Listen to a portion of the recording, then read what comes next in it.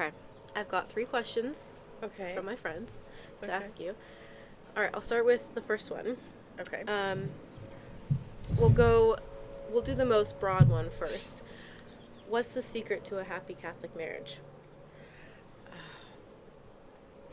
Well, I can only speak for myself. Which was a happy Catholic marriage.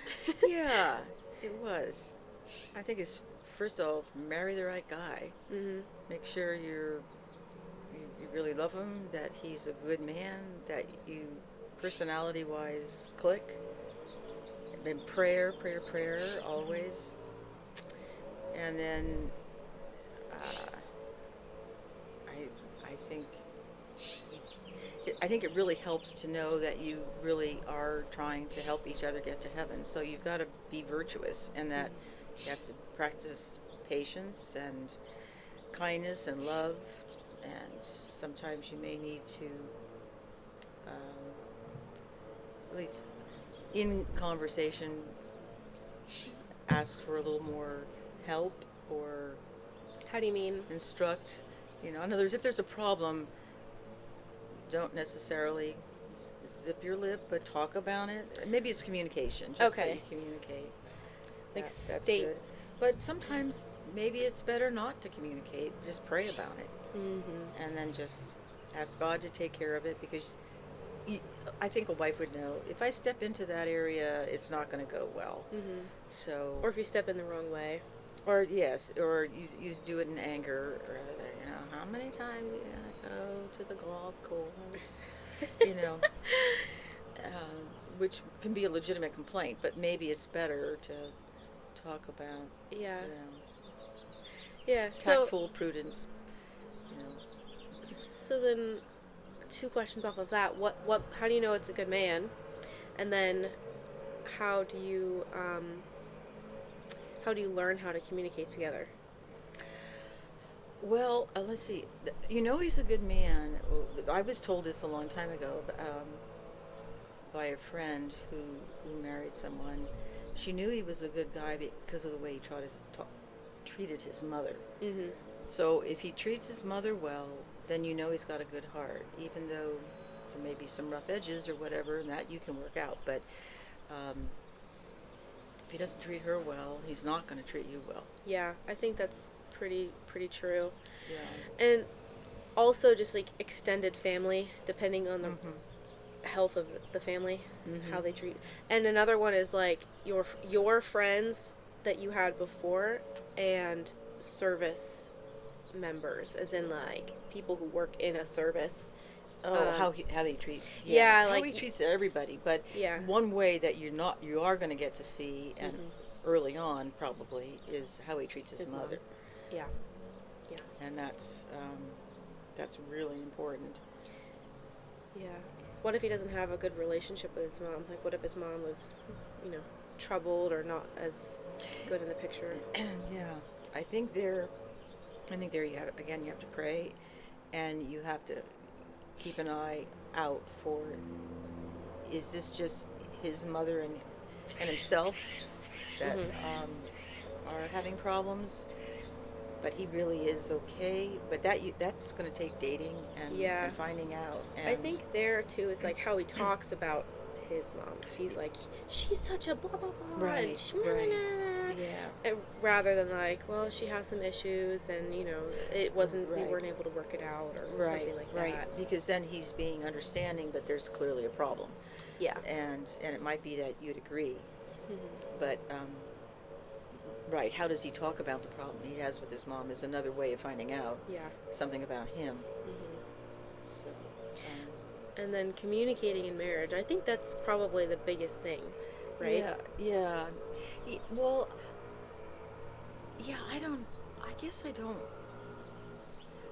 I guess I think it's great if two people can be open enough to just talk about issues. Like sometimes the issues that about your children, finances, um, the food, the way you cook, what you're eating, Mm-hmm. um, everything, your own personal relationship, Yeah. everything is on the table. The question is, if you don't want to turn into, it seems to me anyway, a wife who's like hi, sweetheart, come and sit down. We're having the couch time now. We want to know, open your heart to me and tell me, and let me tell you. So then you're Wait, yakety this is yakety. interesting. What, you don't think that's a good idea? No, I think it's a good idea. You just don't Oh, want to be, okay, it's time to talk about our kids tonight. Okay, and then we're going to talk about the neighbors, and then you're going to, so like, just let it flow. yeah, have a little bit of let flow, and then keep it to the important things. Mm-hmm. And if there's overspending going on, you need to sit and talk about it. Yeah. And or if the kids you're having a problem with, what's the best way to handle this? Mm-hmm. But you don't want it to be every night. Like when I say couch time, it's like the psychologist who has they Yeah. in the movies you see them on the couch and they're like, "Well, doctor, well, so it seems to me like you can get into a little of that, Mm-hmm. and That's interesting. And I think that's really good because there was someone who once told us, like, every night sit down and talk for 30 minutes, and that's how you have a healthy marriage. And we tried that, and we would sit down and then we would just stare at each other and be like, well, I don't have anything to say. I mean, sometimes, yeah, sometimes it's easy to converse, but like, yeah, it feels really unnatural. And I think yeah, it's kind yeah, of like the therapy world we live in, where yeah, it's like, just yeah, sit down and just have a discussion about your feelings, yeah. when instead it should Just be live kind your of just like, life yeah, live your and life and let love it. love your family, your husband and your family, and yeah, don't try and be doing the therapist treatment every Yeah, single because I think when night. you make an appointment to have a conversation with your husband, it's Yeah, usually disappointing for both people. I don't think men like that. No, I don't think I so I mean, either. I think women are more willing to, like, yeah, let's, but Because, I like, don't. with my girlfriends, I'll go over to their house. We have, like, an appointment Monday night at 9. We Hmm. go over and we sit and chat. And that's, like, Yeah, that's our appointment to chat. But, like, if I did right. that with Daniel, I mean, well, we can always chat about something. But when it's, like, okay, we're going to schedule this time specifically to talk about our life or, like, something that interests you, if I don't have any questions, then he Yeah, doesn't have any questions. pass. We He might passed not have tonight. any. Yeah. Yeah, then it's like, well, You got an okay. A, I got an A. On with it. I Yeah. think that's good advice. I think just having normal conversations and Yeah. but needing Then to talk it'll about come everything. up. It might come up then just in a normal chit chat. Otherwise, Right. I would think that you would feel like you're on display now. Okay, so I have to come up with something, or I Yeah. have to say something, but I don't know how to say, and I don't really have anything to say. So you can be making a big hill out of a molehill. A little something little, Mhm. you make something big just in order to talk about it. Because you put pressure on the Yeah, you got conversation. pressure to do the therapy time. Yeah. Yeah, I think that's true. Because, like, when we don't do that, conversations just flow naturally. Yeah, And, like, there's nothing that Daniel and I don't talk about. I feel like he just kind of, like, yeah, he knows everything and I know everything. And this, yeah. So that's yeah. the sign of a good marriage. So Yeah. now if somebody has serious problems, I think maybe you want to get a little help early on, as Yeah. long as you're both on the same page. But if your husband isn't, then you've got to go according to what you're getting from him. If there's serious problems down the road, Yeah. and you can tell, then you need to encourage him to try and Mhm. put some kind of a break on that and make him aware, maybe, Yeah. and hopefully that would be all you would need Mhm. for a good Catholic man, good Christian man, even Mhm. good man. But uh, I don't know. I just think, like I said, the modern world with the therapy stuff can be a little overwhelming, and it might Yeah. not go smoothly Mhm. if you just enjoy each other's company, I think that's right. date nights. I mean, I think therapy can be probably helpful for some people depending on who the therapist is and what they're like. But Right, right. yeah, That's you crucial. don't want your spouse to be a therapist to you, Yeah. because then it's not fun. No, no. That's like a job, Yeah, and I don't know. and you also want to have conversations, like, if you do have an issue that you want to talk about, how would you do that? What's the best way to have a conversation that's difficult, where you're calling them out on something? Gosh, I don't, I don't think I ever experienced where I felt that way. So, because Tom was just a really, excellent man. He was really good, Yeah. and I was really, thank God that he was in my life. He made such a difference, and he was patient and good and kind and fun, really fun, and and was not a complainer. So I was just really blessed. So if somebody marries someone who who maybe doesn't, at least for me, was Mm-hmm. he it was like perfect. He was just perfect. If somebody else, says they really love their husband, he's great, but he's got this, Mm-hmm. well, that's the issue that he has maybe is for the spouse's own perfection of her soul to be patient and kind Mm-hmm. and understanding. I think that's good. So you guys didn't fight? Oh, every once in a while, PMS hits, and it's like, oh my gosh, but But like, they're if you, let's just say it's like not something that you're like calling them out on, but like, hey, I would really appreciate if you took out the trash or did the dishes, or like well, what's a good way to bring up not complaints, but like this would make the clogs turn easy in the well, family. I guess for myself, it's kind of like that. I was a stay-at-home wife and mother, so I didn't have to work. My job was to take care of the house. Mm. He did the finances. Mhm. He did the teacher, so he taught. Um, so things kind of just shifted out that way, and so for me to ask him to do the dishes, Mhm.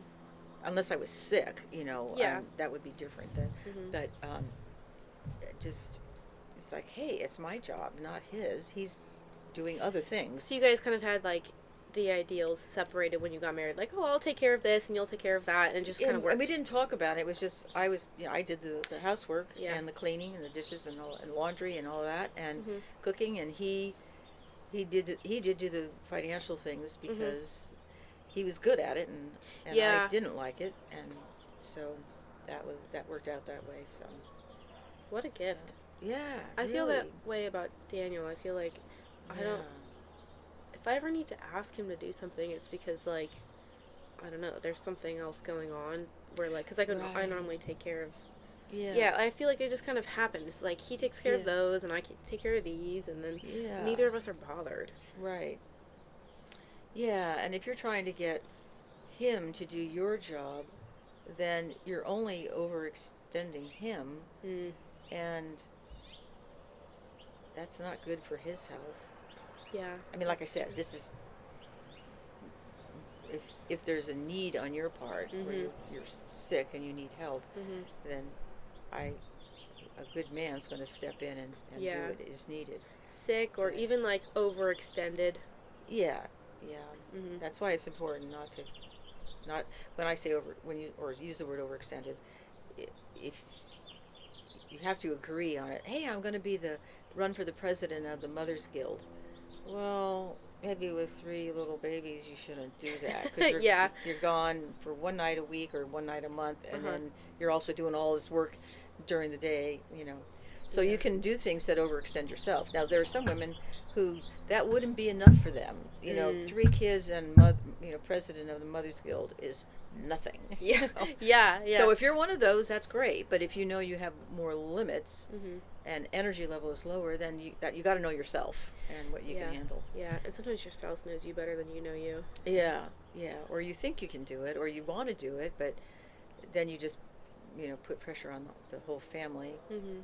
And, Mhm. and maybe somebody would do that and learn. Oh, can't do that stuff, Right. and not at this point in my life. Yeah. You know. Yeah. So it's all comes down to kind of like prudence and paying attention and working out of love, and not selfishness. Mhm. Like what's best for the family, what's best for my spouse, then what's best for me. Mhm. Mhm. And maybe you should even be the spouse, the family, and me. Yeah. But Yeah. Well, I think that's really solid. On that yeah, note, yeah. I'll lead into the next question, which is how should I forget how she phrased it, but how should Catholic families practice NFP prudently? Like how do you make those decisions? Golly, that really is between each couple. Yeah. As long as they use the principle of, I think in the marriage ceremonies, uh, lovingly open to life, Mhm. or I can't remember Mhm. exactly how it's said, but so, I think every woman has to make that and husband has to make that decision based on their health and their financial. Although I think of financial being kind of the low man on the totem pole for making the decision, but or if a parent or a family has a seriously disabled child and they need a little time to kind of pull their wits together.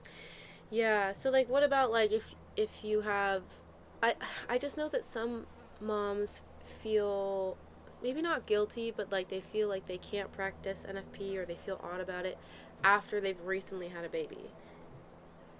Like I think that's where it starts to get like, at what point can you stop spacing your kids? Because then it's, some people get their cycle back really early and the baby's still breastfeeding, and it's like, well, how do you decide how big of a space you can have? Because that feels odd. Yeah, it does, because it kind of it puts you in control, Right. especially nowadays because I had a friend say once that NFP is very effective.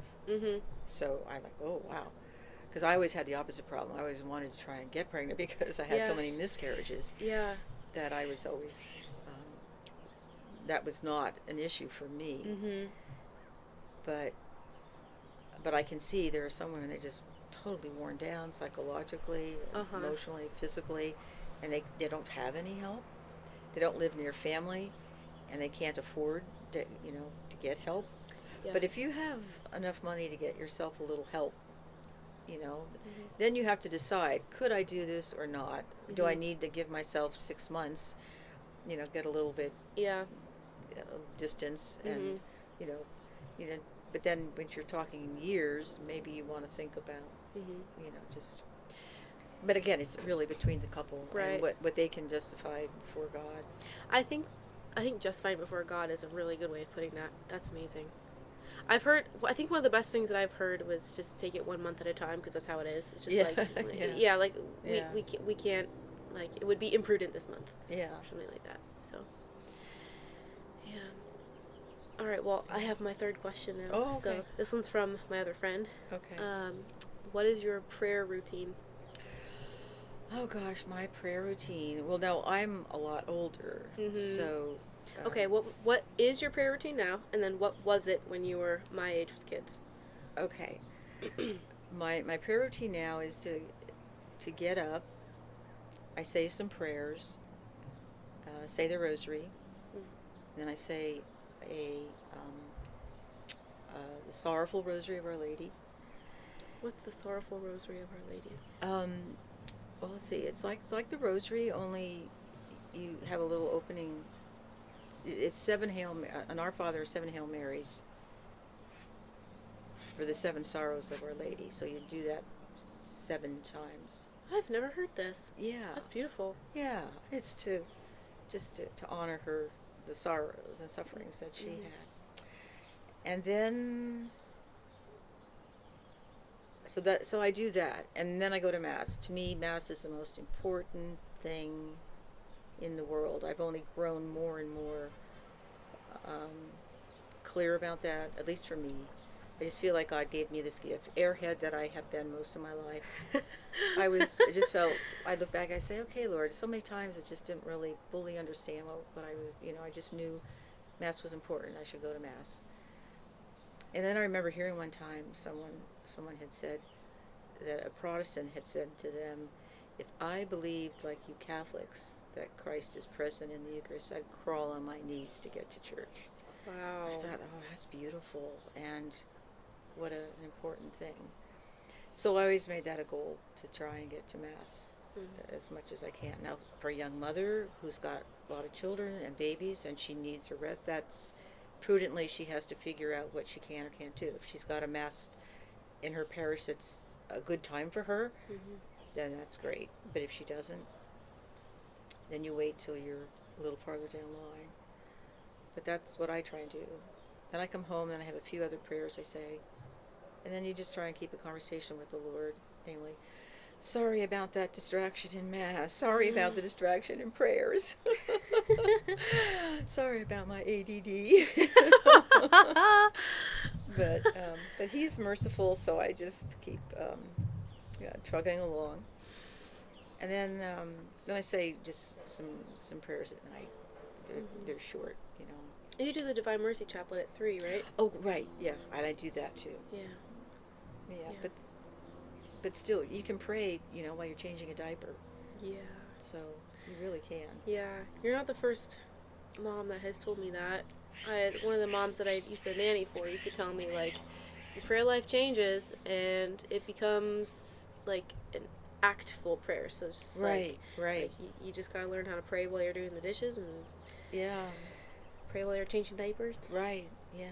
Or just, I'm doing this for love of you, Lord, you know, and for the comfort of this child. And make it and gratitude. And that's so easy. It's a sentence. Yeah. Doing this for the love of you, Lord. That's Yeah. so easy. Yeah. And yet so hard.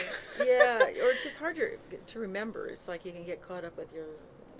That's why I think it's really important to fill your head with gratitude to God for all the good things, and that's why it's important for beauty to let your kids see beauty and try and show them the beauty. And I was not good at that, but these are things like I look back at and see how important it is, because God is reflected in the beauty of His nature,